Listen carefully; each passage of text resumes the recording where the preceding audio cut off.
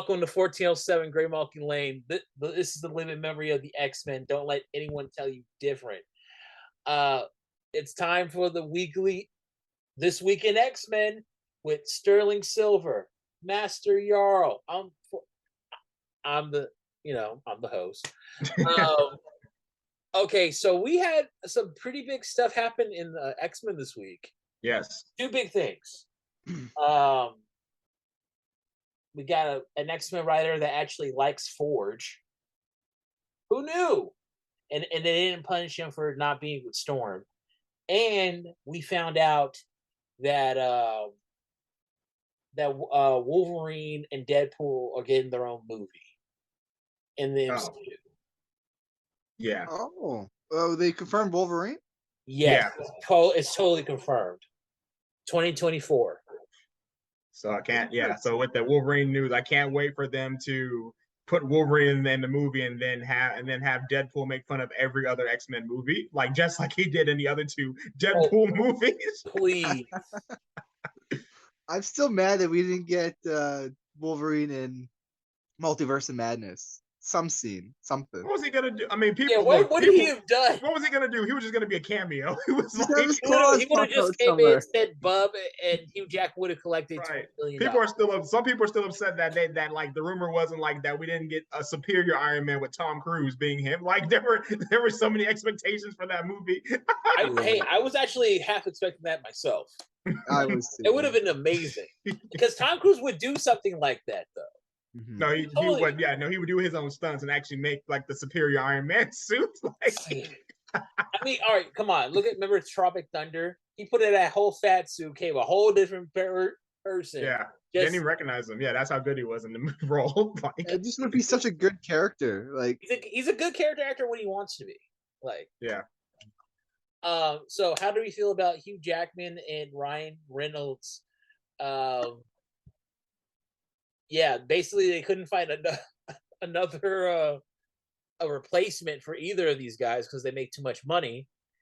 So, like I said, they somewhat because this is the big thing around Reynolds. He can never not be Deadpool, so he always has to I'm gonna be serious, but then I'm gonna be Deadpool for a little bit. I'm gonna give a joke, and I'm like, hey, this is why I don't like Deadpool. And you just always got to do a joke. Just can never be serious. No, but that's Deadpool though. He's never. Not necessarily true because once again, Rick Remender, uncanny X-Force. Right. Yes. He was serious. He would levity at times, but never just I'm always gonna make a joke. Yeah, like that one time where he had Archangel who was knocked out, and he was just kind of he's like, "Wait, where'd you get this speech?" I don't think he'll ever be that serious again. Never say never. I mean, I can see him being serious. Yeah. Never say never. I mean, yeah, let me say, I know, for a lot of, sometimes it's good, sometimes it's bad, but for the most part, the comics now follow the movies in terms of, characterization. So you might be right about that. But the weird thing is, it's kind of this weird, cycle of, give and take, because the movies will literally take plot arcs and plot, not contrivances, story beats from the from the comics. Yeah. But they'll put a little spin to it, so it's kind of weird. But the modernized. As a matter of fact, in Black Panther, let me see if I remember correctly, he said it first. Yeah, so he said it first in the comic, which was it was in New Avengers. He said it to Namor, every breath you every every time you breathe is mercy from me, and he said that in the comic to Namor, and then in the movie Black Panther, T'Challa said that to Claw, and then in the subsequent comic, and then the intergalactic Empire of Wakanda, we had Killmonger say that to one of his advisors. So it's just they just repeating those lines. But yeah, it's just one of those things. But other stuff has happened like that too. But anyway, I'm looking forward to it. I really liked how Logan ended, even though I don't even count Logan as an X-Men film because it really is just once again, it's just a Logan show. It's just the Wolverine show. I don't even think we didn't even get any other X-Men on it. And funny enough, I mean, no, we got a couple. I mean, that's actually So we had Xavier there too. That's true. Caliban. No, I mean like people who are like I'm talking like your Storm, I'm talking like your Cyclops. Oh, like, those guys. Okay. Yeah, they didn't even pop up. They were already dead. Like they just hinted not hint, like they were just like, oh no, some shit went down and they are dead. They are mega dead. So at least 10 people are dead. Yes. We don't know who died. Yeah, no, that's a funny thing too. We're pretty sure. I mean, yeah, it'd be interesting to be like, oh no, Jean was actually back, or Cyclops was back, or somebody. We don't even know what timeline like they were in. No, actually, actually, I thought that was really clever how they got rid of mutants in the Logan in Logan, because they get rid of did mutants. it with cornstarch. That's brilliant. Corn. It's the same. Yeah, it's the same logic that they did in the most recent Jurassic movie with like the Locust. Spoiler alert, by the way, for that movie. But anyway. I'm not gonna see it. I'm done. Yeah, I don't like Chris Pratt. It's the same as like, oh no, how could we do the same thing for the 5th time and it go bad for us? Who would have guessed? Like, yeah, it's rough. I'm not. Chris Pratt needs to go away. I don't like him. Isn't kind of weird. Yeah, isn't kind of weird for Chris. Isn't kind of weird that as soon as he started being like attractive and handsome, he stopped having a personality. It's like, isn't that crazy? Yeah, it's deep, it's dark. I don't like him. Right. Honestly, I think he cheated on his wife. Which one? Anna Faris. Anna Faris. Okay. I don't know with Jennifer Lawrence. Just saying. That's odd. Because they did that movie together, and then like all of a sudden, oh wait, he's getting a divorce. Probably just, I mean, maybe. I mean, it could be a couple of reasons. So he probably just got a higher salary than her. Now, no offense to Anna Faris, but like the best thing she's been in is freaking has been Scary Movie. So like, but hey, she was taking care of them.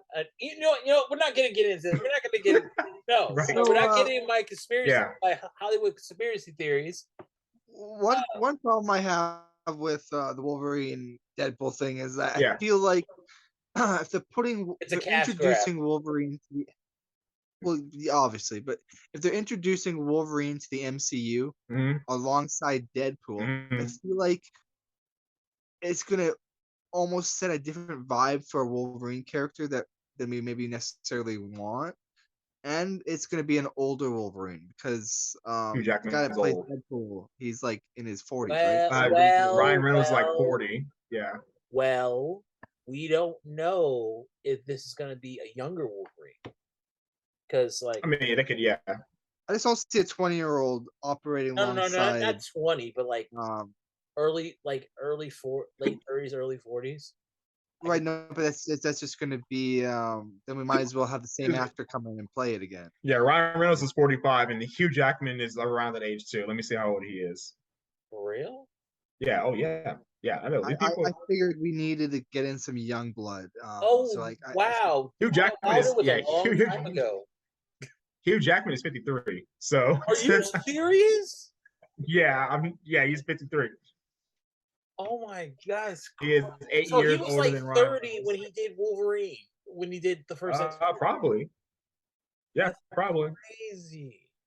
And keep in mind again, at the very beginning of when he was casted, people were not happy with that because they're like, he does not look like Wolverine. And to this day, he still does not like Wolverine. They just like it's like sports therapy. Like we've just been used to him being Wolverine for like most of it, but he does not look like Wolverine in the slightest. Too attractive. I mean, I remember that. Like I remember when they first announced him. I was like, okay, yeah, all right. I was like, it's like he's a Broadway actor. Okay, let's see what happens, because like, I mean, Michael Keaton, he was a comedic. He was a comedy guy. He was a comedic actor, and he did Batman. So, I mean, it could happen, and Hugh knocked it out of the park. There has never been a bad Wolverine performance. Wolverine Origins sucked, but he was good. Mm-hmm. He pulled a Sam Jackson. He wasn't. The movie may be trash, but he wasn't. I think he was a pretty good pick. Like, you're never gonna get spot on. He was probably too handsome, too tall, and not hairy enough. But you're not gonna get everything. So I mean, Joel Edgerton could have been. I think Joel Edgerton could have been a better pick. Like he was around. He's old. Joel Edgerton might be as old as Hugh Jackman. Funny enough. The hardest thing is getting someone to pull off the hair, and he pulled off the hair. I can't see any of these actors pulling off Wolverine. We need an unknown. Yeah, I think they're good. No, I think that's a problem. Though I think unfortunately, I think the precedent has been like you don't have to make him look like it. You just have to have him act like it. And I think that's kind of that's a weird thing to set, honestly, because like part of the reason we want to see some of these characters, most of these characters, like actually be shown on screen. But it is when stuff like that happens though, and people go like let's say Giancarlo Esposito gets cast as Magneto, and they're like, he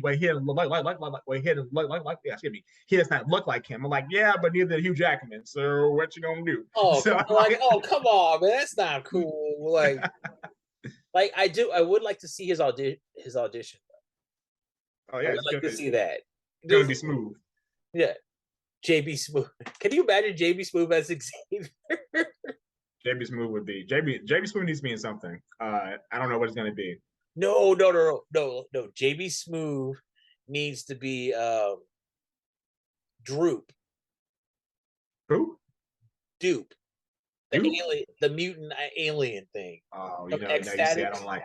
I see, I don't even like Dupe. So like that'd be a waste of like Dupe should not be. If I was Kevin Feige, I would just make a list of people who ain't gonna be it, and Dupe would be not at the top of the list because there's somebody else. I would like, no, he's number 2. But like, don't you even dare. You know how much MCU loves taking irrelevant characters and making them cool. They really do.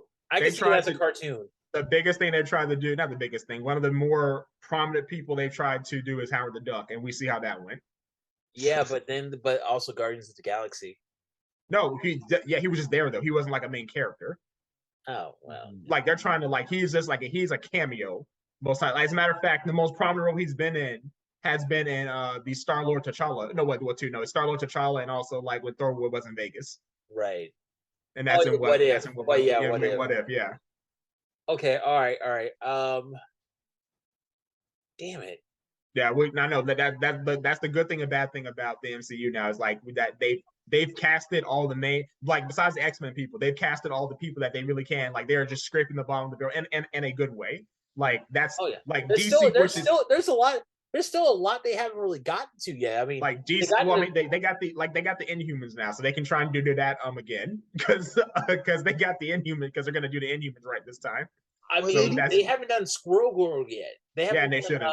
No, actually, no. I think they did cast for it and they did shoot it, but it didn't test well. I think, and so they canceled it. Oh, yeah. I heard something about Anna Kendrick being Squirrel Girl, like that's something like that. But it wasn't her. It was somebody else. It was like I wasn't gonna watch it anyway. So I'm like, I really lost something here, like not watching Squirrel Girl. But yeah.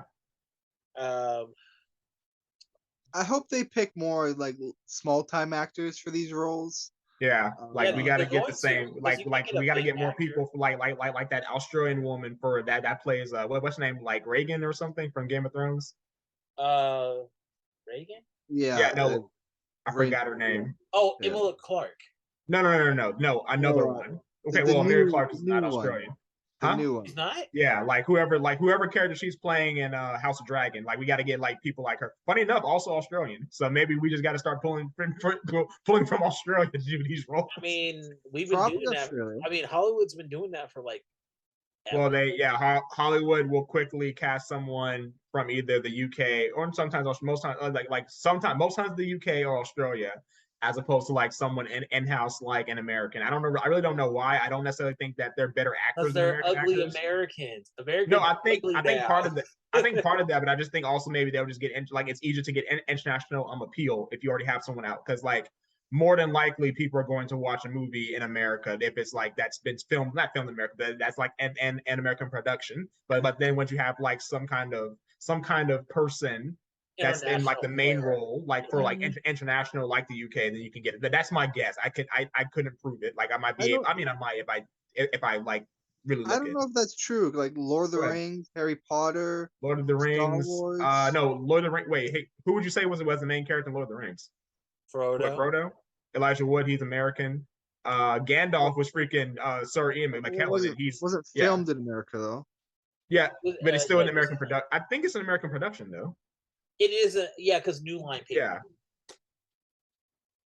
All right.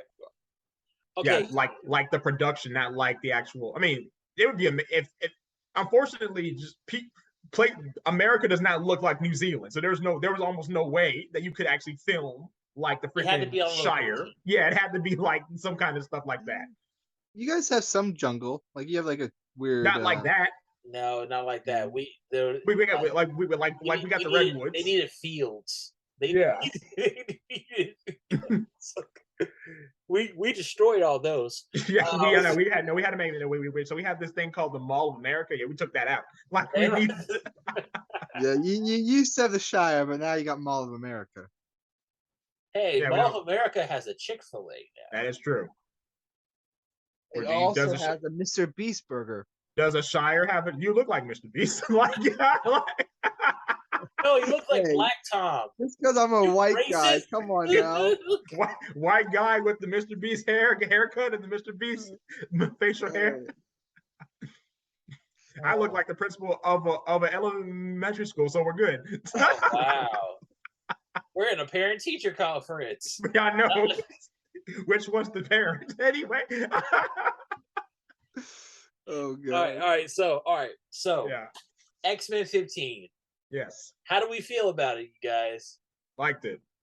This is not a love letter, but this was like shows you why Forge is on the team. Actually shows you Forge is actually doing some Dark Beast kind of stuff, because like at the end with Dark Beast stuff though. That's like at the end with Caliban. But the biggest thing from this comic that it gave me very much Black Science vibes. If you guys ever read that comic with by Rick Remender. But I'm just like, okay, this is interesting. I like Forge. I like how he's I like what he's doing right now. It explains why he's on the team and like why he needs to be there. Love the fake out, because I'm like, god damn, these guys are just crushing it. Like yeah, I totally got trolled. I was mad when I saw the Thor panel. I'm just like, yeah, fucking way to be that simple. Not one of the children died taking out Thor. No, really? That's how beastly they were. I was like, no way. And then it was, nope, psych, gotcha. This gives me more evidence to be willing to say Forge is Omega level on this feat. I think the biggest thing that got me, like maybe because they really did get me, but like looking back, I think the biggest thing that could have keyed me in is that there was no mention of Orcus.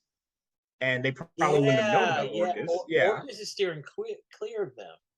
Yeah. So like that should have been. I mean, like I said, once again, really like the issue, but I was like, like looking back on it, like I appreciate when I can like look back and like, okay, so there were some clues here that should have told me like why that wasn't gonna work. Kid Omega, Kid Omega showing up, and Black Magic. When we see Magic in the real world, she's old. I think it means magic while she's still using she's not the magical girl anymore. She's not golden magic, she's black magic. She's not a golden girl yet. She's a black girl. What the fuck? I didn't say it. Hey, I didn't say it. You said it. You said it, motherfucker. But yeah. I think, let's see. So that like I said, really like the issue, like what Forge was able to do. It's like, it kind of reminded me, like, there's more scientists out there than just Beast and Sinister. We got some other brainiacs. Wiz Kid too, actually, but we don't really see what he does anymore. It makes sense. They practically just created a mini pit. Essentially, what they did was what they did to Sabretooth. Yeah. Sabretooth killed the X-Men over and over again. Sabretooth conquered the world. He conquered the universe inside the pit. Yeah. Hey, right? Hey, that was the best thing they had. I mean, you can't really destroy them at all. Right. I mean, it was either destroy them or contain them, and I thought this was the best way to do it. Absolutely. And they've essentially created a simulated universe, which would be almost you couldn't really measure it, therefore it'd be almost an Omega level. It's almost like it's weird because he pretty much made two pocket dimensions, but like one pocket dimension is inside of the pocket dimension, which is kind of interesting. Oh, he did Oh, like in the episode of Rick and Morty, where he has that whole universe inside that a battery, yeah. And they also made a universe. That was funny. That was funny. No, also, did you guys notice that Forge kept on like getting on Cyclops, like, can you please not tell anybody about this? Yeah. Don't tell Ben Urich. Like, so many times. He's so petty. Hey, I like the fact that they didn't they were showing off Forge, but they didn't punish him for it. Yeah. Because ever since he broke up with Storm, like, probably around after 98. Anytime they brought in Forge, it was always to punish him, make him seem like he was still in love with Storm. There was that time, his run, when he was a science bro with Dr. Nemesis and Cable and the X-Force. Yes, that too. They always made him seem like he was a simp because, like, he is. Unfortunately, no, he's not a simp though at all. It's just I don't think he's Hey, go ahead. He's from the Book of Future. Okay. If he hesitates, you don't wait. The most successful thing he's been in is Storm. But anyway. Whoa! Wow! What? Mystique? He smashed Mystique, and Mystique's not even a mega level. No, but he smashed Mystique while Sabretooth was on the same team. That's a brave man. Hey, no, seriously. Sabretooth. Like, back in the day, when Mystique and Sabretooth were on X Factor, Forge and Mystique got, kind of chummy, and Sabretooth was there, and he kind of heard everything, and he got pissed, but he couldn't do anything about it because he had a restraining collar.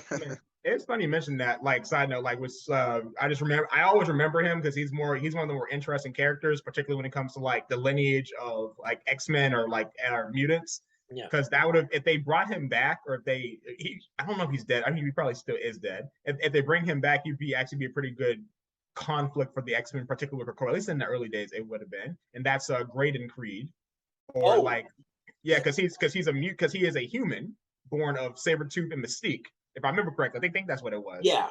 And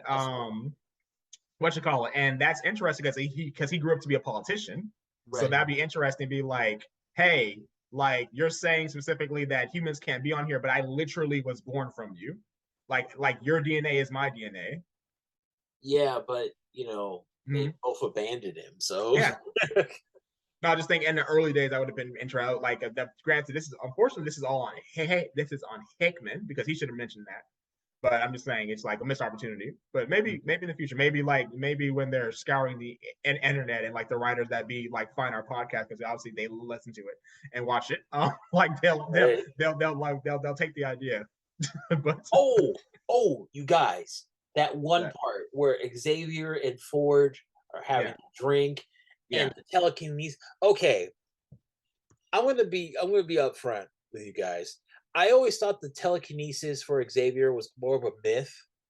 It was just something like people kind of toyed with, but it wasn't anything real. I didn't know it was real. Yeah, they done that. They said so they do that quite a few times with like certain sidekicks or telepaths, because the same thing happened with the Stepford Cuckoos and Emma Frost, because Emma Frost also has like telekinesis, but she just doesn't use it as much. And also happened first time I ever heard it happening was with Psylocke. Yes. Psylocke's weird because like her thing throws me off because psionic could almost count as telekinetic, because you can just put psionic energy around something and bring it to you. Right. So because it shouldn't be that much different. Like it's just visible. Like, I remember when she was still a telepath. Now she's a telepath, telekinetic. Telepath, telekinetic, and also like psionic is its own thing, because she is literally making like mental energy that is tangible, that can hurt you. Right. Well, so it can hurt you, and she can also choose to just stab you in the head. Right. And also give you psychic damage. It's like, really weird. She can focus her psionic energy into. And yet she's not. And yet she's not an Omega level. But like but Kid Omega and Jean Grey are. It's all like really... no, because Jean's an Omega level telepath. Yeah, no. Well, no. See, we thought about that. So no, MJ and I thought about that, but we went back. But it's telepath for both Kid Omega and Jean. Yeah, like Jean's the top tier, but Kid Omega, he's a double Omega because he's a telepath and. No, I think it said. I'm gonna check it one more time, but I think it said telepath for both of them. Like it was really. It did. It really threw us off. Because you have Exodus, who's the other psychic. Yeah. He's all mental. He's no constructs at all. He's no telekinetics at all. He's all just mental stuff.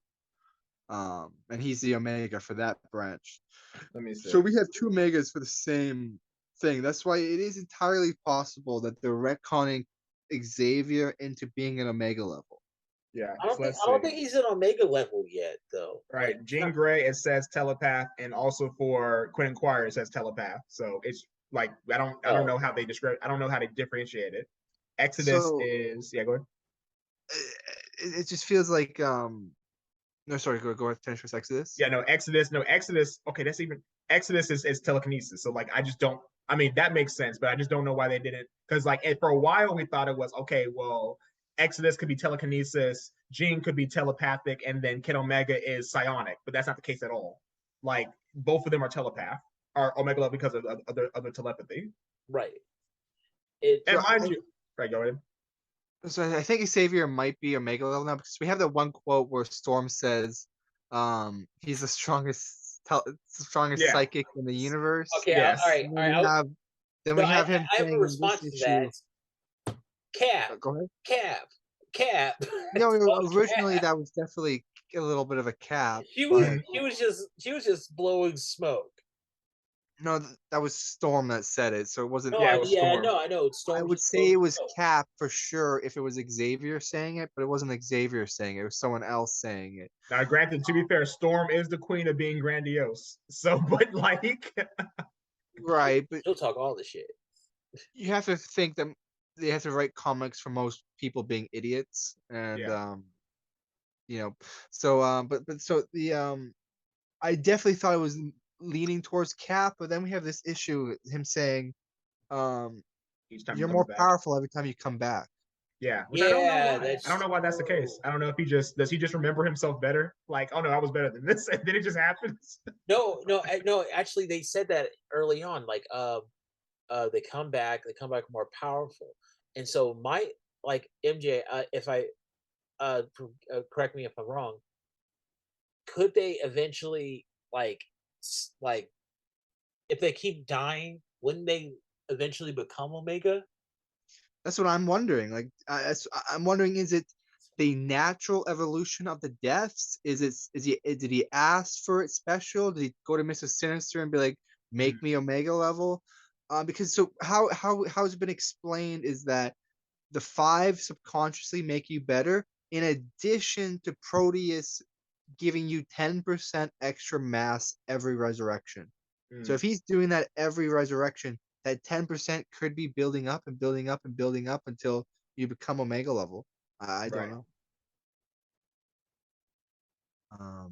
But yeah. It might also be something to deal with time, maybe, because that was a big focus of this issue as well. Time and eventually they were gonna win, so we're just gonna put them in basically a loop to where they've already won, but it's not against us. It's against their idea of what we are going to be.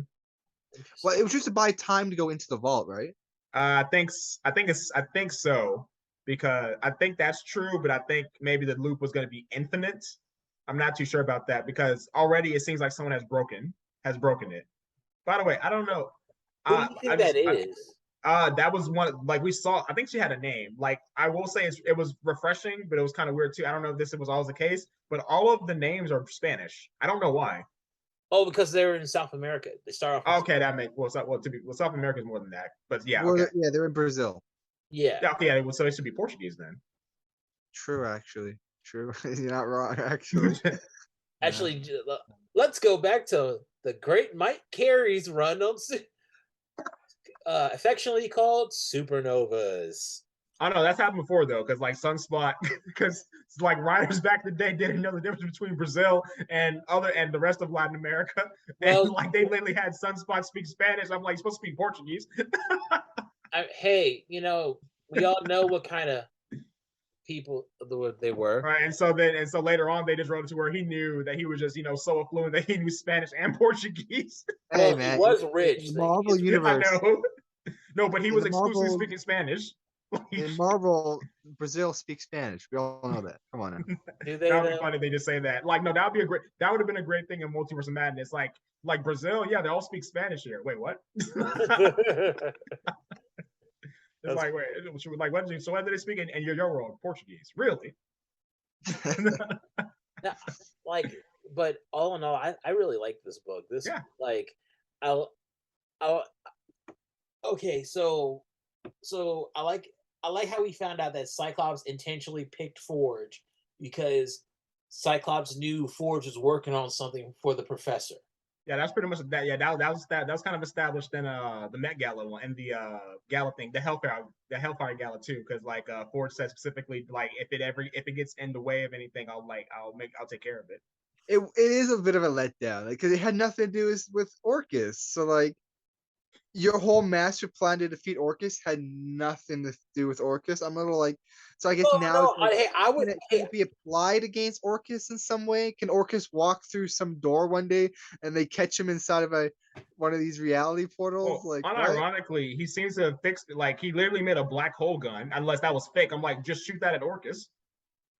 Yeah. I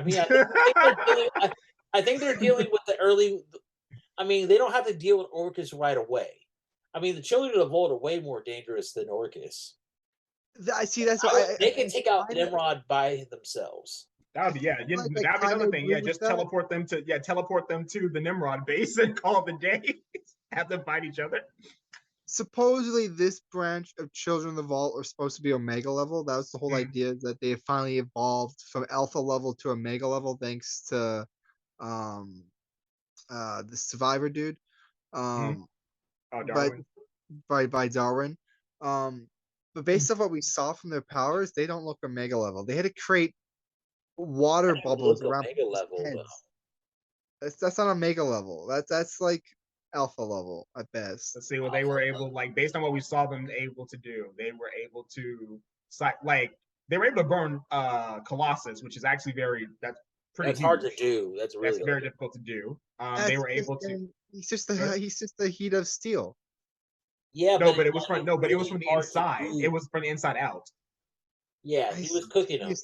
It's one thing if he learned adamantium or something now, but no, he's just steel. I don't think he's Also, didn't this feel like an X-Force issue? A little bit, yeah. I think the art made it feel like an X-Force. Yeah, the art. Yeah, I was like almost like, Force should probably be on X-Force. Right. I kind of see that we're kind of seeing which X characters work on the main X book and which ones don't. Honestly, Forge that logic. Yeah, go ahead. Forge works on he's a Q. So where does Magic work at? We haven't really seen her do anything yet. Nope. Nothing. She works good in any book, I think. I think she's an excellent second in command. Even Fallen Angels? Fallen Angels. She wasn't in Fallen Angels. Huh? She wasn't in Falling Angels. No. He say because you say that she works good in any book. So I was like, even Fallen Angels. We would have got some bisexual tension between her and Psylocke. So that wasn't. No. All the bisexual stuff comes from Excalibur. That's the wrong book. And Marauders. And Marauders, right. You can't tell me Magic ain't bisexual. Come on now. I'm not saying that at all. I would not be surprised if they even do that. In fact, I would not even be surprised if they just say that she's a lesbian. They shouldn't, because that goes against her character, because she actually has shown interest in boys before. But I'm just saying I wouldn't be surprised. She spent 40 years with Madeline Pryor in a pocket dimension. Why do you keep doing that? okay, if you and I like we're just around each other for 40 years, are we just gonna turn romantic? Just proximity. Are you saying like no? See, he's saying eventually, like at 40 years, you're gonna like. Hey, why I'm not going 40. I'm not going celibate for 40 years, my man. Oh, you get out of my pocket dimension. And then what else? And then by that logic, are you saying then by that? Let's take this even deeper. Right? Then by that logic, are you saying that because X-23, or no, Laura and Sync, because they were together for 40 years, she stopped being racist? Like she, right? Of course, he was so racist. What happened? That's exactly. So it's gonna take you 40 years not to be racist, right? It just took 40 years. Hey, she is Wolverine clone. You know, she's stubborn. Wolverine's not racist. Well, I think you know what? I don't know. I think Laura was in there for like 400. Like, wasn't his first, like, unironically, like, wasn't his first love indigenous, indigenous Native American and Native Canadian? You mean that Dances with Wolves? Yeah. Oh yeah, no. Wolverine is almost like he is Dancing with Wolves. He's also let's see, Last Samurai. Like, yeah. if we ever took him to Wakanda, he's the first white. He's always a colonizer. You know, it's a little weird, but like racist people can still sleep and love. Yeah, no, I get that. No, but no, well, I guess hopefully, okay, that is interesting. So you're saying, I guess that's true. So you're saying like if I was like, no, hang on. So if Magic was homophobic, but she just hung out with Madeline Pryor for 40 years, then she was like not homophobic, right? That's what you're saying. Essentially. Which is funny. I will say this: if any, like technically speaking, if anyone should be homophobic, it would be Magic because she is from Russia. But as a matter of fact, the opposite would happen because in Ultimate X-Men, Colossus was gay. Yeah, and he tried. Okay. Yeah. All right, fun story time. Yeah. There was this little subplot where Colossus was trying to come out to Wolverine, and Wolverine's like, you know what? There's some shit that you just keep to yourself. Not to. Yeah, that, and also he came out to, and Ultimate, he came out to Nightcrawler. Nightcrawler was devout Catholic, and so he was not for it for a while. Like, dude, you're going to hell. Right. Actually, it's kind of something I wish they had to explore a little bit in New Mutants, but then again, that was a good movie. And anyway, but like Wolfsbane, because they changed Wolfsbane's sexuality. Well, both of them, Moonstar and Wolfsbane. I was like, well, she's a devout Catholic. That should at least like affect her. That should at least like affect how she thinks about like that thing, because like she would think she's cursed for two reasons. One, she's mutant. She thought she was cursed, and also that she's at least, I don't know if she's lesbian or she's just like I really don't know. It doesn't really matter to me. Like at least like they're like either way, they like that particular faith. Well, a lot of them, they're not into, like they're not down with that. So I'm like, but they just kind of glossed over that. Right. Marvel is subtly trying to make us think that polyamorous is next to godliness. Apparently, I mean, well, that's the funny thing, because I mean, when pretty much with Nightcrawler, that's true. But granted, I don't think he's poly, but he definitely sleeps around. He's into adultery. He's like in love with this Arakan woman, but he's also, I'm fairly certain he's gonna have a baby with Scarlet Witch coming right away. Yeah, I hope so. With Nocturne. Bring in Nocturne, please. Actually, he had a lot of children. Like in X-Men, he had like 5 children, because he's Catholic. But he had like 5 children with Scarlet Witch. Oh, come on! We all know that Nightcrawler doesn't believe in birth control. Yeah, he's Catholic. He has no pull-out game. Plus, we still have his clone that I've been wanting to get for so long. His Chimera clone. It's kind of like his daughter-esque. I think she's like a combination of Nightcrawler, Colossus, and Magic. Wait, are you talking about Cardinal? Yeah. Wait, was that a clone? I thought the clone. I thought, no. Rasputina was more like Magic and Moonstar and and Cardinal. Well, that's more like Nightcrawler, but I think that was a guy. Yeah, that was a guy. Oh! Rasputin wasn't Nightcrawler. Oh, okay. No, Cardinal was, because Cardinal was like the pacifist, and Rasputina was the Right. Fighter. Oh, and all the Cardinals had the same name. They were all clones, Cardinals. And they all had 5 teleporting powers. They had 5 ways to escape. They could get out any way. They were just getting out. They were just they're just gone. Yeah, it's a good concept. A breed of mutants that could survive anything because they could go anywhere. I'm really surprised they haven't brought them back. It's been this long. They're I think they're coming back in like the Secret Sinister or whatever. I forgot what it's called, but I actually did see in the picture that they pop up. So they have not been forgotten. Yeah. The Sinister, and then the in the third, like in the right corner, you kind of see hints of them. The Sinister implied that he's definitely still interested in them. Yeah. He's just so obsessed with this new time travel stuff that is taking all his time, but he'll go back to it eventually. So whenever they lock him in this timeline and he can't do any more save files. Yeah. Save files. Whenever that's done, he'll go back to his chimeras. So right after this event goes in the Sin of Sinister. So I'm pretty sure the Primaris, I'm pretty sure the Prime Genitor Celestial would do something to him. Or Krakoa, or he gets locked away in the pit or something, and in the pit he makes chimeras. Oh yeah, it did seem like that. Yeah, because like we did see like a panel, not panel. We did see a cover where he's getting dragged into the pit.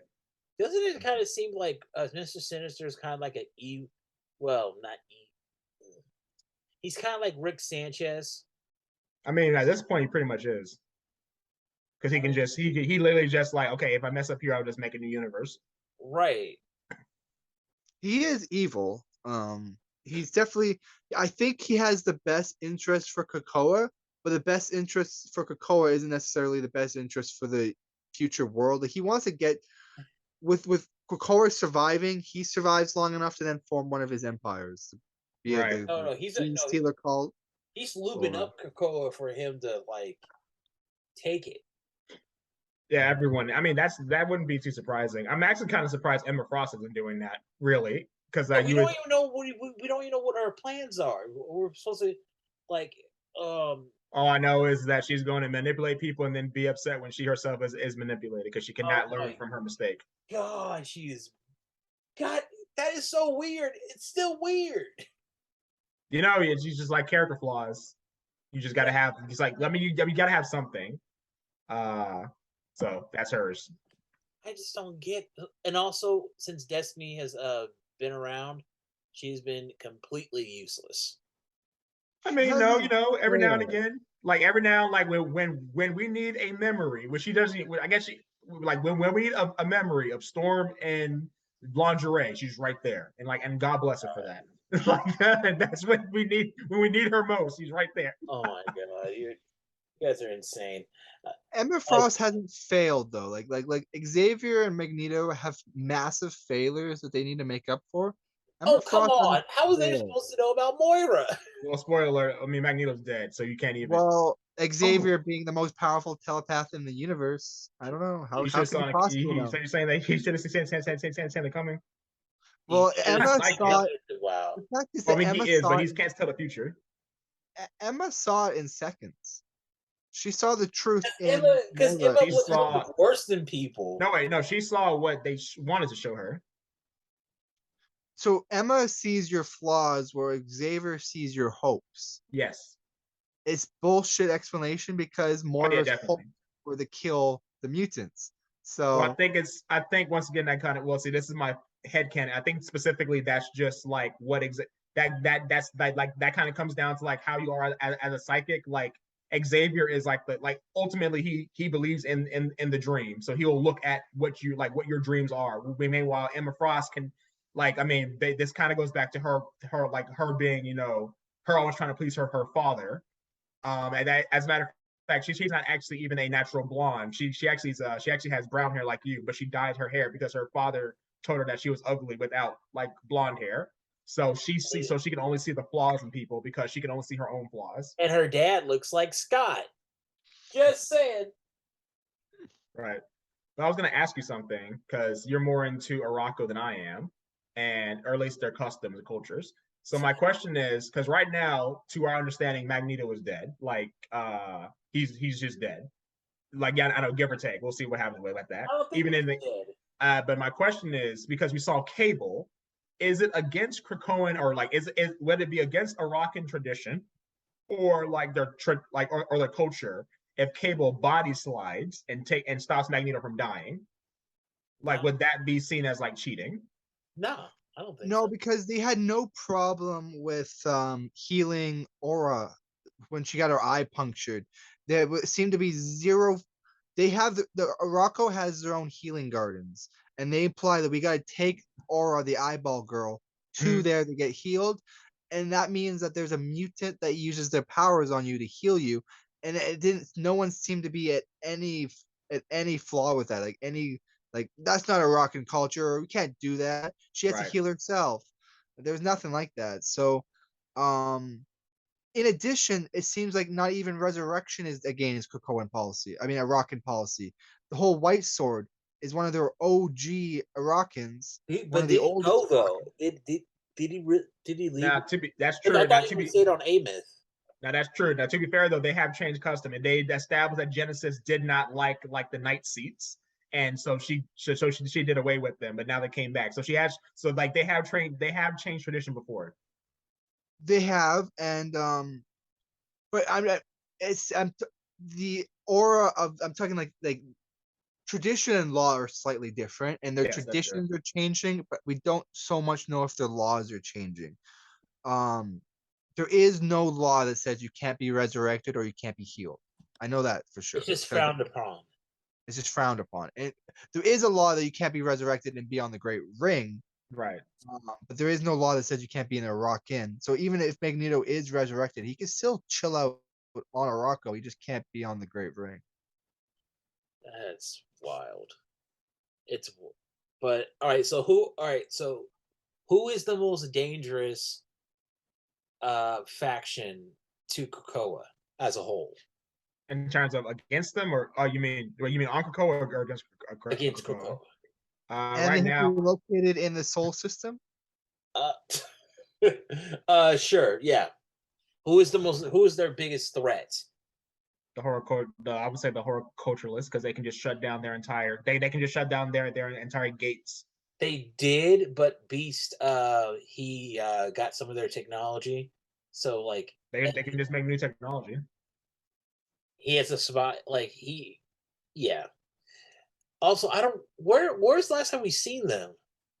The last time we saw them, it was when, funny enough, it was when Emma Frost broke into freaking not Ameth, Orcus for one of them, because we saw that they're like these gorilla people, and they were talking to the horticulturalists. I think they were invited into Orcus, and I think they refused. I can't quite remember. I think so, something like that. My pick would be Wakanda. Really? Why Wakanda? They ain't beat nobody. They're just so xenophobic and isolationist. They don't seem to like powers and people with powers, and they don't seem to want to do much trade with people outside of them. And the main power of the mutant kind right now is their ability to trade resources that no one else has. Right. And Wakanda doesn't want that at all. Well, Wakanda didn't want it because they're not dependent on it. Like they've established before, like they had the cure for cancer way before anyone else. So like they don't have, like, theoretically speaking, and like it's in practice it's kind of a different story. But like, and like so what they've established is that specifically that they don't need the resources that Krakoa is offering. So that's why they don't deal, like most countries. We're like dealing with what you call it. We're dealing with Krakoa because they not need it. They wanted that resource, but Wakanda does not need that. I can't necessarily say they're xenophobic either. But the biggest thing I might say you're right about, or like you might be right about that, is because technically speaking, the only time, well, most of the times that we've seen Wakanda accept mutants is because of either mainly to T'Challa or Shuri. So I don't know if the country itself is xenophobic. But like legitimately, the only time I can think of, and this is anecdotal, the only time I can think of that I have ever seen a Wakandan actively hate a mutant was Gentle's mom, but she disliked him more because he was biracial. than more like, and he just happened to be a mutant. So I think that's like the only time I could think of. I don't exactly mean like full on racism. I think more like prejudice. If you were to poll the average Wakandan and ask them, would the world be better off without powers or with powers? They'd probably say without powers, right? Maybe, but like the Black Panther is in itself like the heart-shaped herb gives you powers. So I don't even know if that like or let's say a certain mutant was to go into the throne room, Bishop, and then we find out, oh, he's an heir to the Black Panther. No, there's two ways. No, there's two ways to do that. Like originally, it was kind of a cheat, so I was like, I didn't like that. But like technically speaking, like the justification is that technically, like the royal family, like T'Challa, his bloodline, like they have basically just built up an immunity for taking a heart-shaped herb, so like it doesn't poison them. But the biggest thing is it's twofold. It's like taking a heart-shaped herb and also that's approving you. So the idea would be that you may like if you win the contest, because it's still technically not anymore, but they still could do that contest where like someone can try and fight the Black Panther and beat them. If you win, then you take the heart-shaped herb, and if you don't get poisoned, that means that Bast is accepting you as a new Black Panther, which is possible. Like technically speaking, that would have been very interesting. They could do a what if one day if they haven't already. They could do a what if Hunter the White Wolf became the Black Panther, because he does not have the blood of anyone because he's adopted. Right. So if they accept if he drinks the heart-shaped herb and he's cool, then he's good. So that'd be interesting. If I was going to do a story with Bishop in that whole story, I think the best way to do it would be in the future, not in the present tense, but have him go back to the future and Wakanda be destroyed and everyone dead, and the necropolis is like his where he goes and chills, like kind of like his where does Superman go to chill once in a while? It's Fortress of Solitude. Fortress of Solitude. So basically, Wakanda becomes his Fortress of Solitude. No, I mean, but here's the thing with Bishop though, like, he left Australia. He doesn't know anything about his past, about his family's heritage. So, like, we don't even know where Wakanda. Didn't Bishop say his parents were killed by the Phoenix? No. He said his family was killed. Like his parents died in America in the camps. Okay. Oh wow. Yeah. No, but he blames Hope for being born. He blames Hope for it because if it wasn't for her, they wouldn't be in the camps. So I'm thinking Manifold and Shuri had a kid, had a couple kids, and that old lady who raised them, that's their Aunt Storm. So what I'm hearing is that Bishop is the Judas to Exodus. How's he the Judas? Because he hates Hope and he's gonna fuck her over one day. Okay. Well, I mean, that was Messiah complex. That's already. I was confused because, like, wait, wouldn't he be the Judas to Hope because he was trying to kill Hope, and Judas was betraying Jesus? No, but Hope doesn't think of herself as a god yet or whatever, Messiah. Yeah, but neither did Jesus, technically speaking. Right, but Exodus does, and he's gonna create a whole. No, church. Exodus would be somebody else. God, I wish Corey was here because like there was like I don't know who like this is gonna sound weird. I know it's gonna sound crazy. I don't know who the main fanboy of Jesus was when it comes to the apostles, but I want to say it's Peter, but I'm not sure. Yeah, it's the guy that founded the church. I think it was Peter. Yeah. All right, yeah. So Exodus would be Peter, and then Bishop would be Judas, but Hope would be Jesus. Sinister would probably be Judas, but wait. So would that make Cable Joseph? Yeah, he adopted. Or Mary. No. He didn't give birth to. He didn't give birth to Hope. Yeah, he would be. He would be. He got shot for her. Did Mary ever get shot for Jesus? I don't think so. He took a shot from God. Pregnancy joke. I know what the metaphor was. Okay, so I don't even think Hope knows who her mom is. That's a funny thing. That's the funny thing. That's the funny thing. I mean, it doesn't really matter. Also, Summers. I'm like, okay. Yeah, because Cable's a Summers. Yeah, but I'm like, okay, hold up, little girl. You're Hope. Didn't Hope go by Gray for a while? The what? Isn't Hope going by Gray right now? Like, isn't she kind of like taking on Jean's? No, that's Rachel. And I think she's Summers now. Yeah, she's Summers again, but like for a while she was Chris Claremont had her throwing a tantrum and change her name to Gray. Because God forbid. I love the houses of Krakoa. I want to see what Krakoa looks like in 1,000 years with these houses. I want to see them adopt or clone more people for their houses. No more clone Summers. Imagine a competition. Bring Adam X into and let's just have a nice dinner. Adam X and Ruby Summers. Okay, we don't need Ruby. Okay, we talk. We need. Okay. All right. How about this? Emma is pregnant with Ruby now. I'm waiting for it. You know what? If that's her issue of Mortal X-Men, I will stand and I will applaud. I will literally have a frame of the comic and like I'll get a prestigious frame. I'll do this. I will do you one even better. I will literally, if that's the case, I will literally replace my degree from law school with that people just ask like, what's your pride and joy? That's right here. It will be in my office hanging. Like by a long shot, by a long. Yes.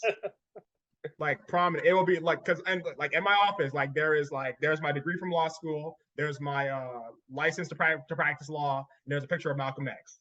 Like I will wholeheartedly replace the license to practice law. I will take that down. Why are you doing it? He's right next to Malcolm X. Okay. Jesus Christ. I don't think we're ever going to get that, though, because you got the whole thing with Emma Frost and Tony Stark that's apparently coming up here soon. Oh, come on. No, they just like to tease that. It's like, it's like the Thing becoming human again. Yeah, we know it's coming, but like, no, they're not really going to do it. They're not really going to do it. Tony Stark and Emma Frost, come on. That's a cliche. You can really make that. You can really make that comparison if you have like a quote from an editor saying that. I've never heard an editor say that before. Well, didn't an editor say specifically that like Children of the Atom was gonna change the way we look at Marvel Comics? No, that was a synapse. And that was the synapse. A synopsis, but that would be approved by an editor. Not necessarily. That could have been they just got it through the censors. MJ, we do not always believe the marketing. I'm just asking. I'm just saying. Yeah, I'm just saying. What I believe is the talks. The fact that the guy confirmed that Marvel was in talks of doing a marriage between Tony Stark and Emma before COVID. COVID happened. That got put on the back burner, and now he's hinting at the talks are happening again. So this would be an arranged. It would have been an arranged marriage. There's no way Emma Frost is going to give up Cyclops. That's true. To move on. She's move on. Move on. She does not know how to. She can't move on. She is. Hey, don't get me wrong. Wolverine needs to move on too, but from Jean. My point is, he has moved on. He just keeps coming back. That's true. Like even Xavier, he's dating kind of Amelia Vaught. Either they do a 4-way marriage or they just Wolverine and Wait, so 4-way marriage? Do you mean does that mean that Wolverine would hook up with Emma Frost too? Yeah, I guess. Why do people really? Said, yeah. Emma thinks Wolverine is disgusting. She said this multiple times. Many people think Wolverine's disgusting. He's still, But let's not pretend like she hasn't been dicked down by someone that's disgusting before. I'm trying to think. Oh, who would it be? Yeah, because like I don't. She walked into the Red Lagoon and she implied that she slept with somebody in the Red Lagoon, and there was nobody in that Red Lagoon that I recognized. I mean, all right. Let's go over. I think what you call it. I think maybe she hinted that she was gonna have. Well, she wanted to have sex with Captain America, but he reminds her of her. But she reminds him of his mother, so that was out. And then also, it's maybe it hinted that she might be interested in Crow, but apparently for some strange reason, I don't know if that's his power or something, but like he just flirts everybody, and it just affected. If anything, Crow should just be Arrows at this point, like the way they're presenting him. Okay, so or Star Fox for people that don't know what I'm talking about. I think she slept with Shaw at one point. Oh, that's implied. Yeah, I mean that's pretty much established. Yeah, that's not okay. She slept with Cyclops. We all know this. We've it's seen been that implied that she slept with Banshee during Generation X. Okay. Tony Stark. They've said that before. Yeah, Tony Stark. One that this is complete headcanon, but I believe she slept with Magneto when she was part of. She never met Magneto until she met him. What? She never met Magneto until she met him. No, she had never met him until when they met in the books. Okay. No. Sorry, man. I'm sorry. I thought I had it. You said the same thing, but with more words. She joined the Brotherhood for a while. No, right? She never joined the Brotherhood. She was never been part of the Brotherhood. She was going out. Yeah, when was she being White Queen? Because there was that Pride of the X-Men cartoon where she was a part of. No. Pride of the X-Men is completely wrong. None of that. No. I'm just saying. Like it might have came from somewhere. I'm not entirely sure, but I do know like they established that she was part of the Brotherhood at one point. No, she has never been part of the Brotherhood. She betrayed the X-Men to the Brotherhood once. I know that. No. Yes, she betrayed and that's why Kitty Pryde struggles to trust her because are you talking about? Yeah, what he's talking about was referenced in the event. I don't necessarily think it was that exactly. Like he's talking about when Joss Whedon wrote it with like. But no. Go She ahead. captured the X-Men. Like but that was who was she capturing the X-Men. Who was she working for at that point? Was it the Hellfire Club? Hellfire Club, yeah. Okay, all right. Like she's always been with the Hellfire Club. Really? Wait. Take it back. She did have her own Brotherhood. It was with Fabian Court. It was like the last run. Right? It was the last run before Dawn of X. It was Fabian Cortez, Dark Beast. I forget. There was a bunch of people. I feel like she said once that she only ever trusted one man, and he led her astray. That probably was Shaw. I thought that was Magneto. No, she's never. No. So anyway, so we got 4 people so far. I mean, probably countless others because of the Hellfire Club, but like just the people that we know. Well, some Targaryen stuff with Christopher. Oh God. Okay. Wait. You said some Targaryen stuff with Christopher. Wait, hang on. Wait, I'm confused now. Did Marjorie Tyrell ever have sex with her brother in like Game of Thrones? Because Christopher's gay. Oh shit. No, not Christopher. No, Christian. Christian's gay. Yeah, Christian's gay. I don't know. It would be. I'm just saying, like it'd be, but like between, like if it was anyone in her family, it'd be her father. But second of all, it would be her sister because she does have a sister. Yeah, she's the reason he's now gay. Oh God. No, I think Christian killed him. It was in that awful Sin of Grace comic with Iceman. Emma stole Jean Grey's card and made him. Oh come on! No, damn it! No, she never had sex with Iceman. No, it's been implied with Banshee though. Yeah, I mean that's fine. I don't care. Probably a lot of people that's off camera type thing. Yeah, no, that's because of Hellfire Club because that was their whole thing. Their whole like they did freaking orgy. Maybe Mastermind. I don't think she would ever let him touch her. All right, well there you go. I don't know, like because she's super bougie. Yeah, that's she's the meanest person ever. She I like to forget that. There's no, I forget she was the meanest person. No, Cassandra was pretty mean. She would sleep with you just to make you feel like you trust her more. No, that's the thing though. I think most of the time she would just project that she slept with you. Yes, and just mess with you. Like, it could be, but honestly, fucking tomatoes. If you slept with her in your head, or you fucked her in real life, no, that's not true at all. If she projects me penetrating her into my mind, I don't give a fuck. But one's real, one's not. Hang on, wait. That's like me. That's like her. Okay, literally, that's like her saying, like, "Oh, he had sex with me in his mind, so I'm going to sue him for sexual assault." And then her actually saying, he actually sexually assaulted. No, that's all. That doesn't fit. That doesn't work. No, we're talking a universe where she can project a 1-for-1 replica of whatever happening in my mind. Well, no, hey, she's using superpowers to project booby feelings into my mind. Wait, I know how her boobs macaroni feel. noises. Hang on, wait. I know then how by they that, feel. okay, go ahead. I know the squishiness in my mind. That is real. Then by that logic, reality is the eye of the beholder. Then by that logic, then we should so you know how like a lot of prosecutors use like rap lyrics against rappers. Then we should sue every actor ever, action-wise, for killing people, for murder, because like it's on screen and we see it. I said superpowers. I don't know why you keep forgetting that part. We're talking movie magic. Superpowers. We're talking the magic to put the feeling of a booby in my mind.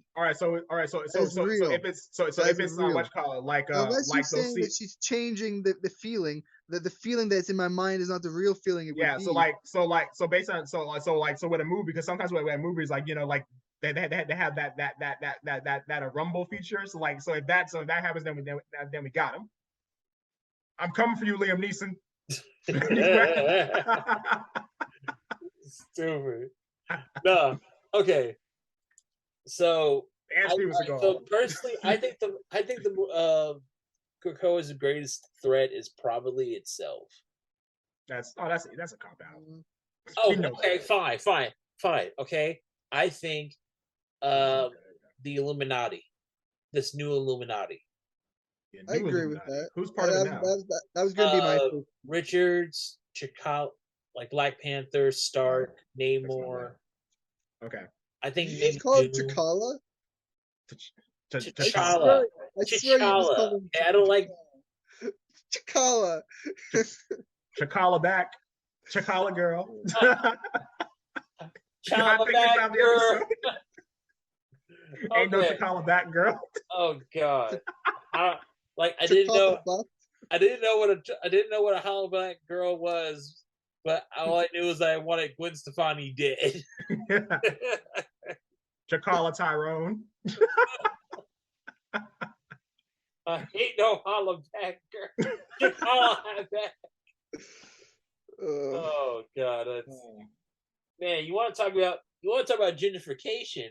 Yeah, that video is all about gentrification.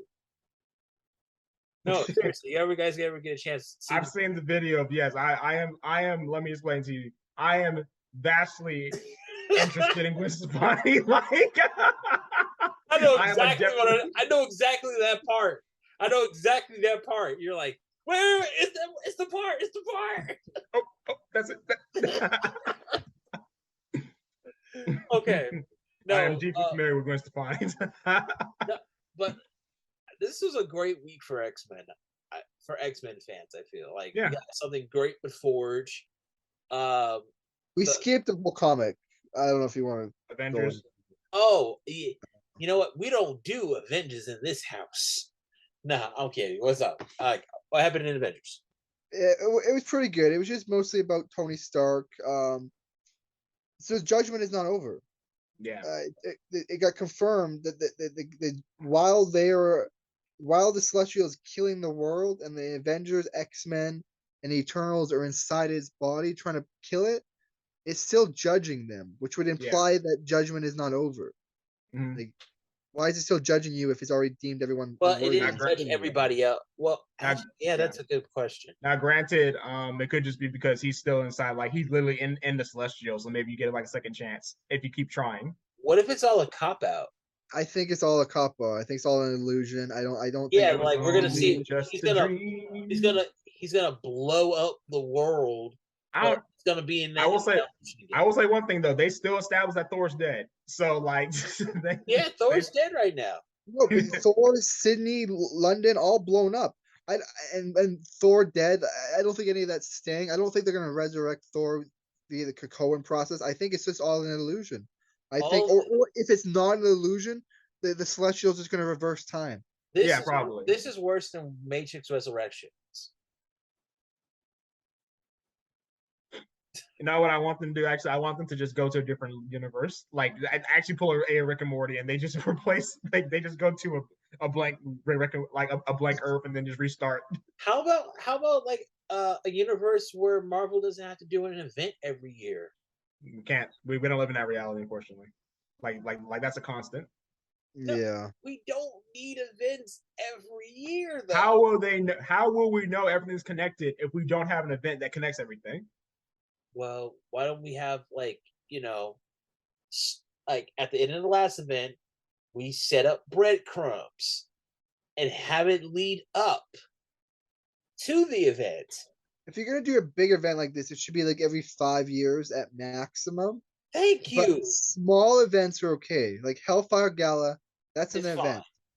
And it was small, like 2 weeks, 2-3 weeks, maybe even a month. The reforming of the Fantastic Four is a small big event. I think the last big event that I enjoyed was Secret Wars. Not Secret Wars. Well, Secret Wars, and then also a Secret Empire. Yeah. Last event. I kind of like the little tie-in for the Plant Monsters when they invaded Krakoa. They had a nice little tie-in. It was a little small, a little short and sweet. It wasn't anything too big. X-Men weren't dragged into anything for too long. I mean, there's a lot in X of Swords I liked. That wasn't so much that was an X-Men event. That wasn't so much a Marvel event. Okay, all right, Marvel event. No, Avengers vs. X-Men still an X-Men event. No, that would count though, because it's tying the two together. Yeah, but it still feels like a cop out.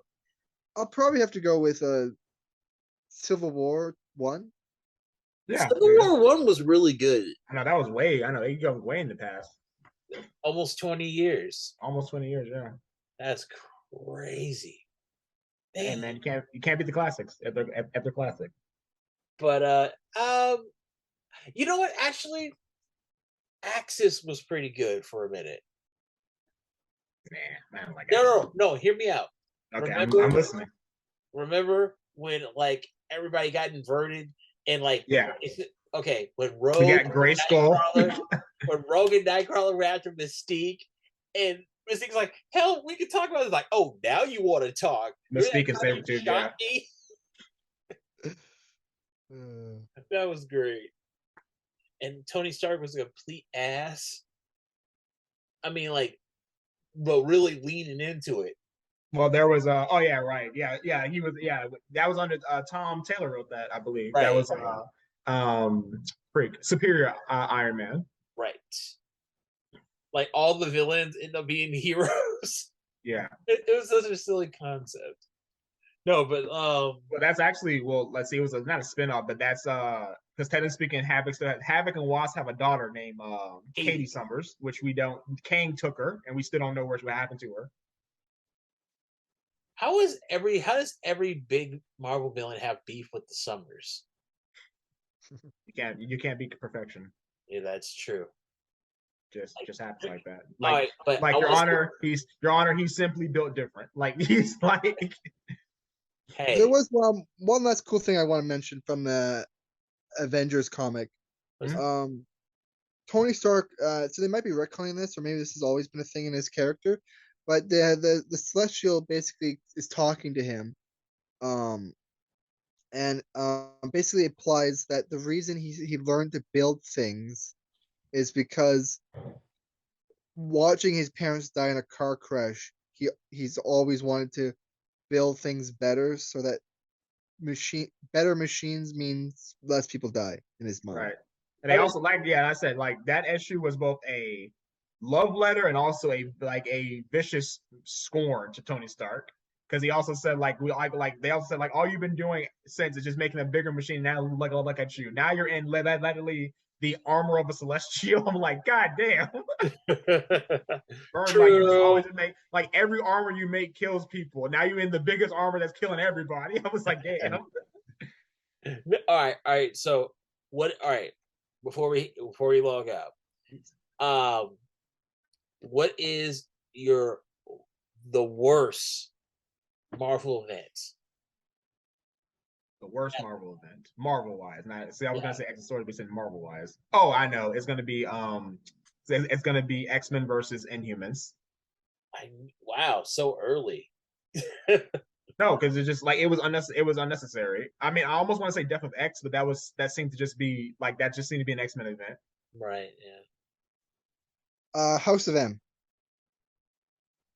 That's a good one too. I didn't like House of M either, but no. Go. I'm gonna break that down. Why?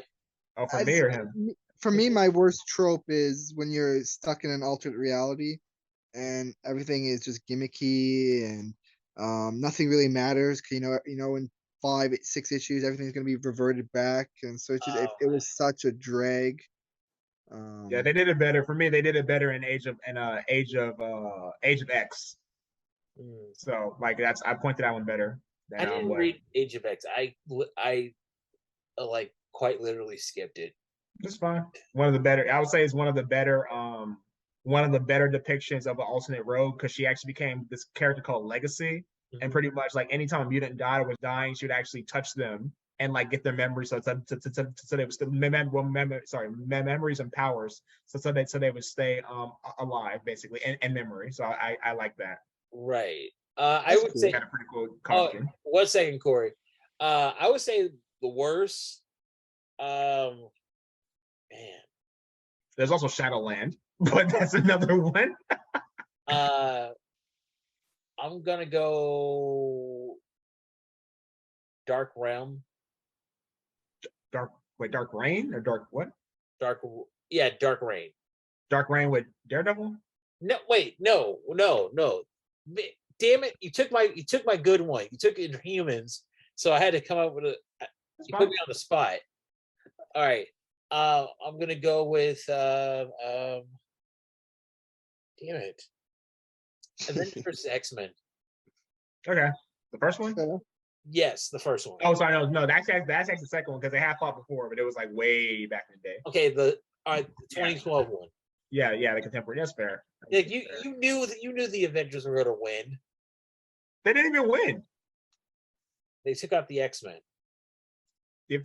No, that didn't happen. No, they joined them. That's the big thing. They took. Yeah, they made them become honorary Avengers to. Yeah, no, they took Cyclops' plan, and it's we're gonna use the Phoenix Force to help make the immunities. I'm you mean the shit I was doing at the beginning?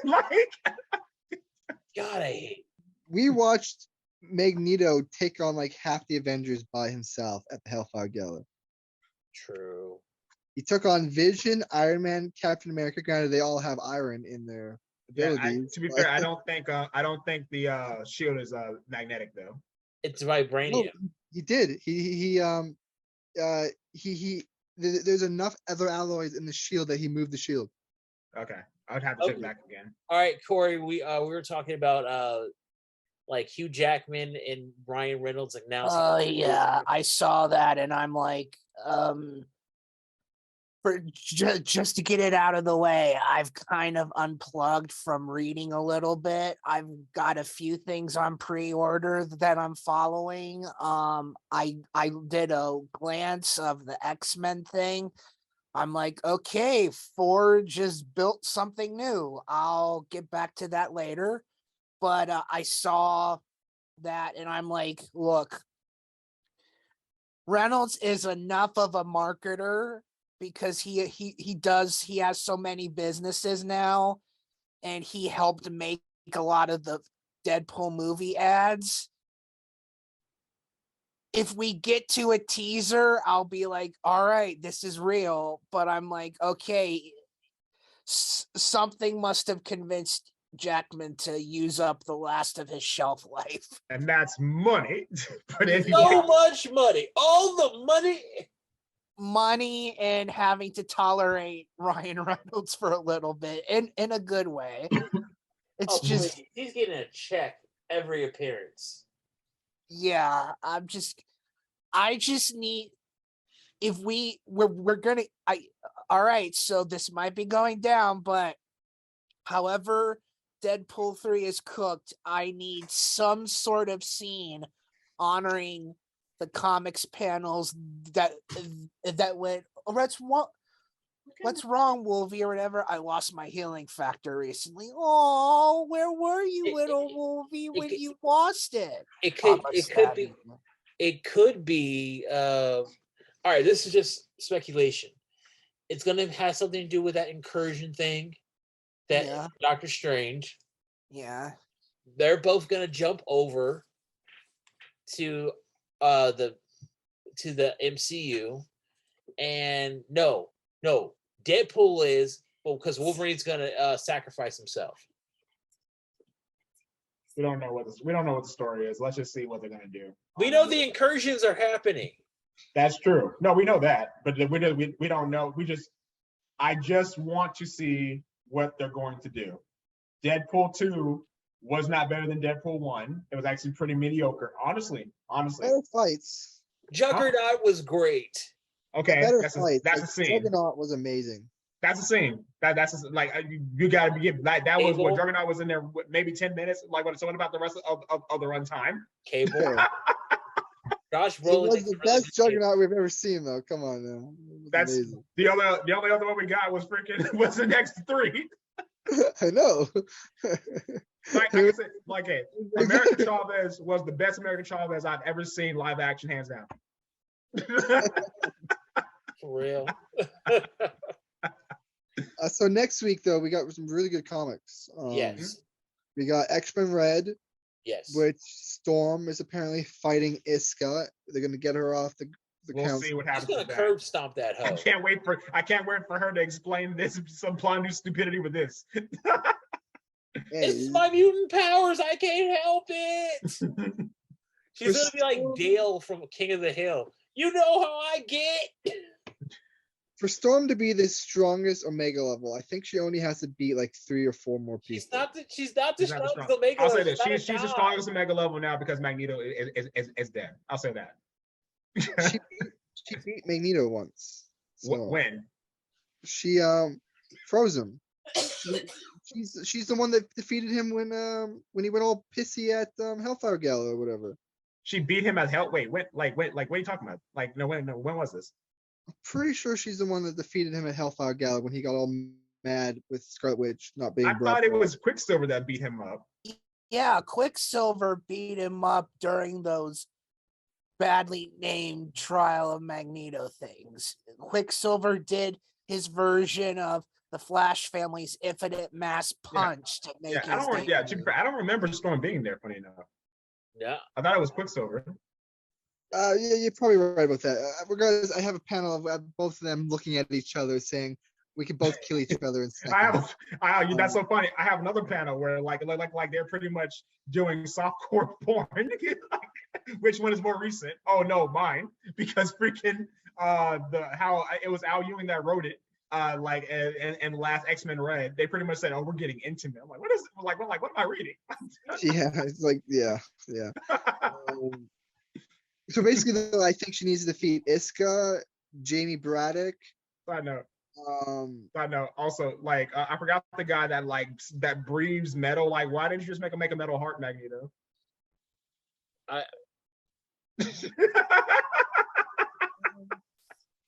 Yeah, he was on a time constraint. I know he was on a time limit, but he can make a heart. Yeah. I was like, hold on. I don't want. Okay, you made a friend who can basically speak metal when he wants to. You could have made some sort of artificial heart that great make it. That great possible dying speech was great on its own, but I don't want this possible chief diplomat of the mutant world dying. I'm just saying it was as plot induced stupidity as like early in Dragon Ball Z actually when Goku put Raditz in like a hole knowing that Raditz can fly and he just never flew up. So I'm like, wait a minute, couldn't you just make a metal heart? Yeah.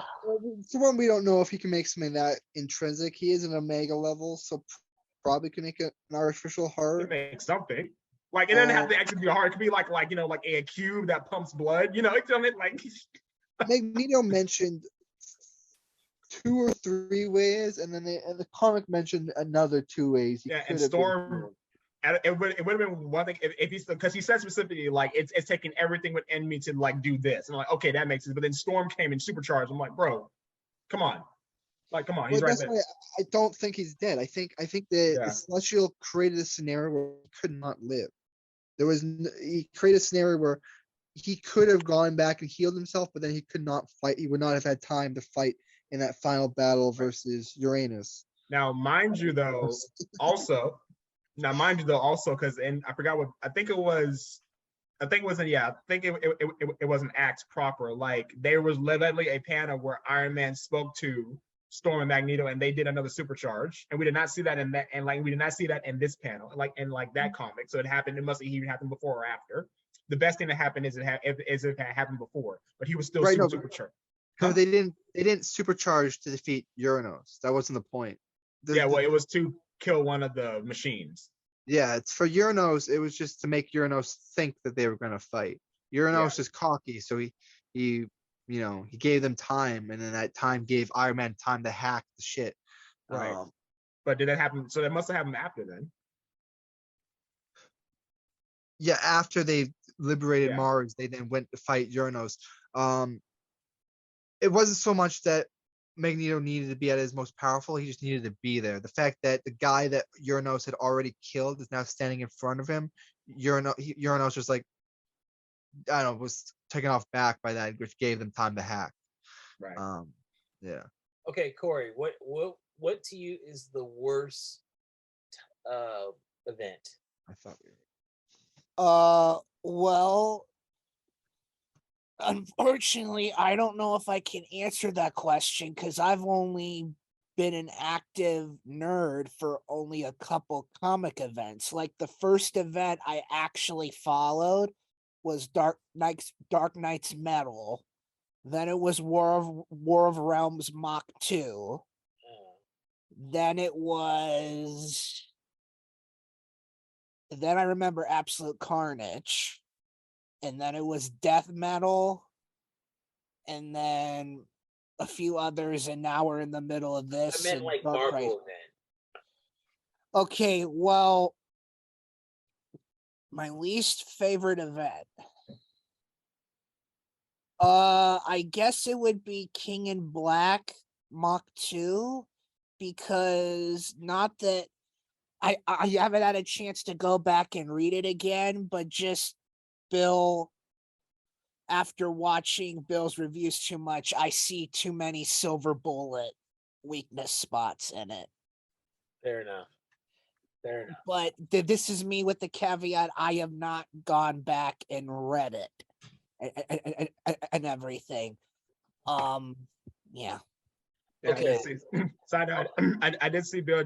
I saw he did like a hour 17-minute review of X-Men Green. I was like, oh, this is gonna be good. I wanted to give him a warning, like, no, stay away. The forums I saw were livid on this. Like the people who hated Dugan were already mad for no matter what. But the people who actually are like the reason the people were like, Dugan, no! What's going on? I don't know. Yeah, I have no earthly idea why they continue to write X-Men Green. Just the premise itself is very. I kind of get the premise, but I'm like, I don't know why you guys. I don't know what you're doing, man. Ultimately, not every comic is not written for every person. That's very true. Yeah. But this comic's not written for anyone. Right, so MJ. Yeah, I don't know what the audience for that one is, except eco-terrorists. Yeah, basically. I mean, once again, vegan. You said vegans. Yeah, vegans? Right. Well, what were you gonna say? All right. So next week you were saying we have X-Men Red. X-Men Red. We have Marauders. Marauders, which is going to be awesome because apparently they're bringing back one of Threshold's mutants. Right. Plus, apparently the Threshold mutant really wants them to go back in time and save all of Threshold. Okay. Interesting.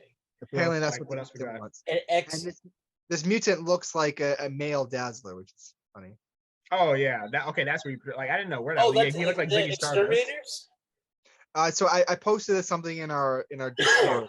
Oh yeah, I saw that. That's I made a Ziggy Stardust tweet. Yeah, or not tweet. I don't tweet. I Ziggy Stardust GIF. He's probably Omega level. Just saying, and which means nothing to me. And he's I'm Omega level. You Omega you Omega level fucker. That's my power. That's my ability. Seems like everyone from Threshold is Omega level. Yeah. The entire population was Omega level. So it was early Arakko. Earlier Rocco looks like that too. Yeah, similar.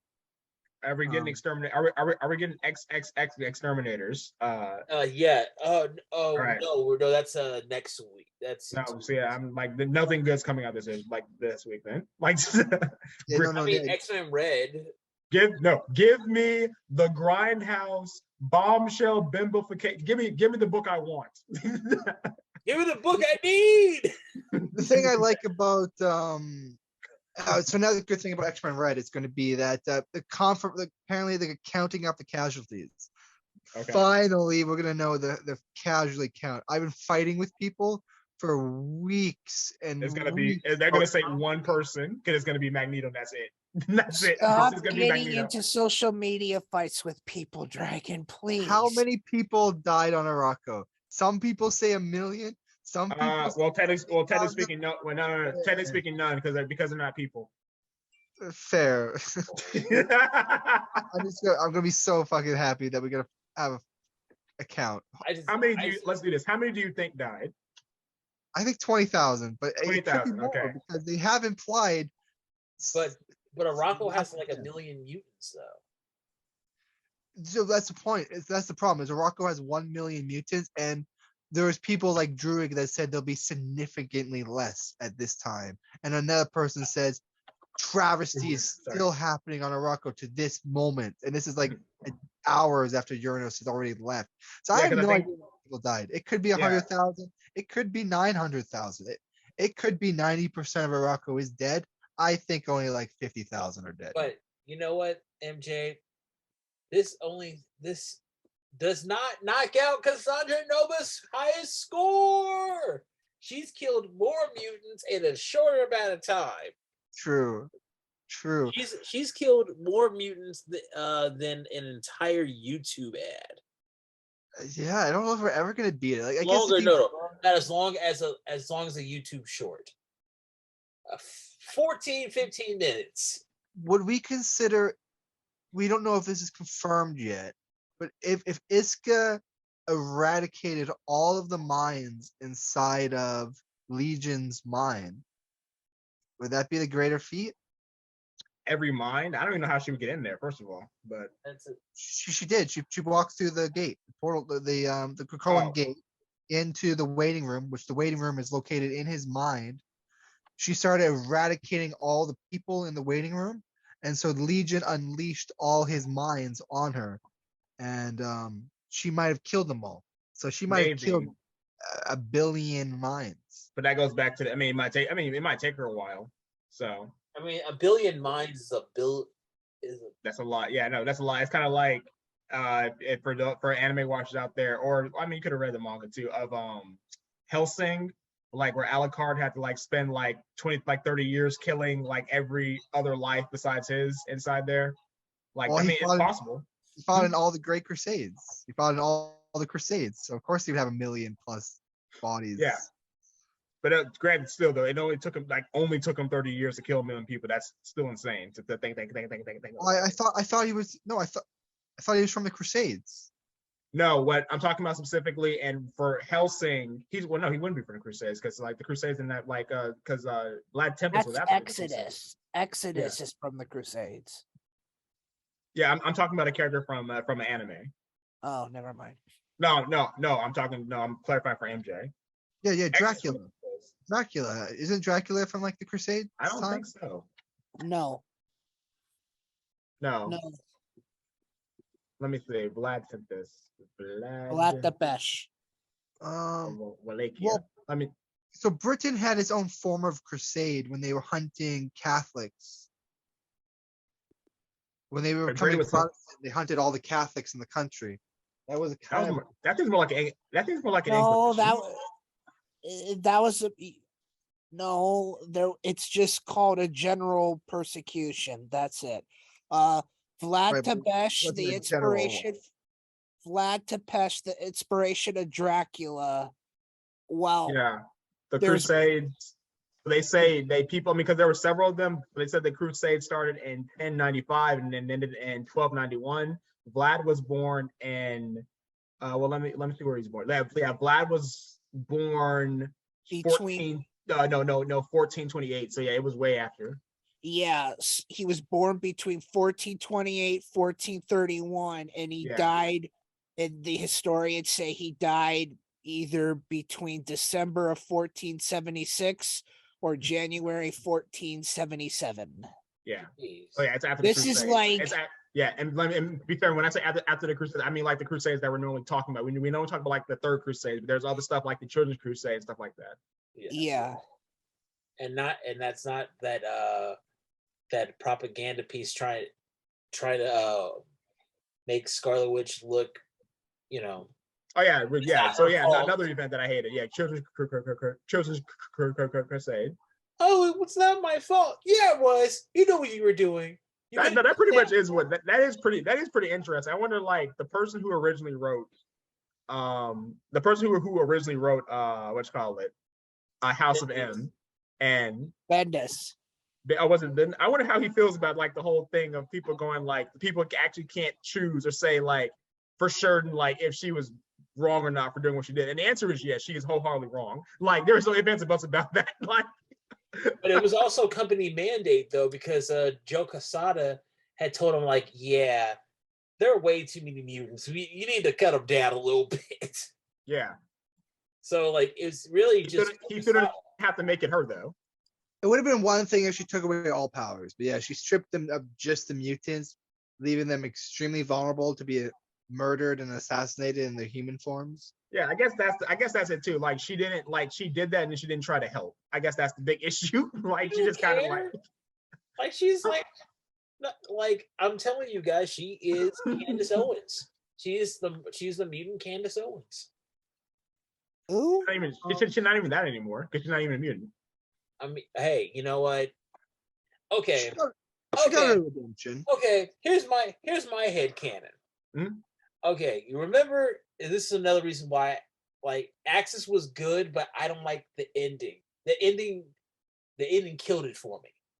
Basically, she said, "Oh, we're not your kids anymore. You chose everything over us."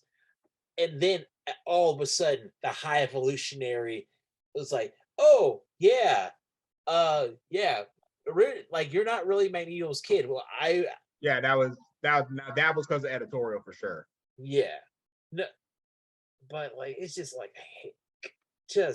no. But I mean, in story wise, she made that happen. Like she changed her entire like. That's what I'm saying. Like she's the one who made the High Evolutionary reveal like that. Oh, you're actually not this person's, whatever. It's hard to rationalize it. I would have to say there would be some form of reality manipulation involved. I do think she turned herself human, but at the same time, so the fact is the Sentinels were hunting her. that would imply she had an X gene. But we have panels of Sentinels hunting Spider-Man. And I don't think anyone's ever warped realities to Spider-Man. Well, yeah, I can explain it. I can try and give justification for that. Like the big thing was in Days of Future Past, which was only a 2-issue comic run. People sometimes that surprises people. What ended up happening is the Sentinels, but like particularly under Nimrod, the Sentinels started saying like, well, the best way to beat the X gene or to kill it is to kill people that carried it. Unfortunately, many people carried the X gene, just didn't activate. So eventually, when it came to hunting for the X gene, it just meant that like pretty much hunting humans, because many humans were carriers of the X gene. So that might be the justification that like that's going on. Like funny enough, Mayday Parker is actually seen as a mutant, even though she doesn't technically speaking have the X gene, but like because she was born with her powers. That's more like a changeling, honestly. But that's pretty. But she's defined as a mutant. She's a Jamie Madrox. Yeah. But okay. Anyway, hopefully that kind of like that at least helps a little bit with what you're saying with Spider-Man. I have to read the comic because that could very well have been it. For the way it was explained to me was, the Sentinel just mistook him for a mutant, which doesn't make any sense because it should only hunt. Well, it did with that's true too. It made sense. They made sense with the High Evolutionary when it came to Scarlet Witch and Quicksilver because like their DNA was so similar to an X gene that they just confused it. Like that's just the case. Once again, just change it back. You can just do it right now. Just say like, no, that was that was a joke. Damn you, Sinister. I don't know. Like just make damn that. Right. Now we just got the title for the episode. Damn you, Sinister. Exactly. That's easy. From the fact that everything on Earth shares a common ancestor to the Primo Celestial from 4 billion years ago. All its goo. That's basically that's where the X gene came from. So, from my understanding, actually, originally it was the Eternals. Like what they were the ones who gave man. No, that's been retconned. That's been retconned because. Oh, come on. So we have the Prime Celestial that came 4 billion years ago and died on the Earth. Right. That's what the guy that just got resurrected and he's doing Judgment Day. Threshold is 2 billion years ago. Right. Threshold had X gene mutants. We don't know if they were Homo sapiens or not, but they were X gene mutants living on Earth 2 billion years ago. Where did they get their X gene from? Most likely from the Prime Celestial that died 2 billion years prior to that. 2 billion years later, we have Neanderthals starting to get an X gene, and that X gene is from the Eternals and Celestials that came down. Where did those Celestials and Eternals get the X gene from? Maybe they created it entirely new, or they modeled it off the previous X gene from remnants that they found on Earth or something. Because they have that one Celestial experimenter who definitely did create the X gene, or at least reintroduce it. But it's unclear if he reintroduced it or if he reinvented it. It's unclear. But yeah. All right, this goes back to what the Celestials are way too big for me. I just stay away from it. It's way too big. We've dealt with bigger threats though, like, and by we, and like I wasn't there. Like, I mean, the biggest thing for me will always be the Beyonders. Yeah, them too. They're just so big, and they make you feel how real small you might be. All right, so closing up, starting Silver, MJ, Corey on 1407. This week in X-Men. We'll see you soon. Yes.